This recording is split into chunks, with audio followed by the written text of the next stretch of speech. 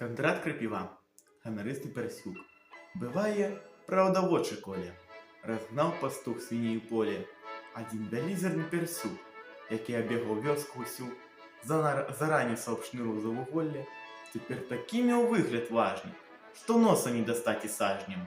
Вышэй за ўсіх ён сам себе лічыў, а што ў самога на лычы не бачыў гэтага. Аднак, і вось адзін тут падсвінак, які заўважыў бруд раней, і кажа: «Дядзюшка, твой лыч у брудзе, нязграбны гэты між свіней. А што ж, калі заўважаць людзі?» Персюк наставіў хіп, Персюк раз'юшан, «Цераз цябе я чырванець прымушан!» Такое мне сказаць асмеляцца нямногія.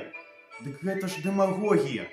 Персюк нашлаецца, не дараваць каляняцца, і месца мокрага, крычыць, не застанецца.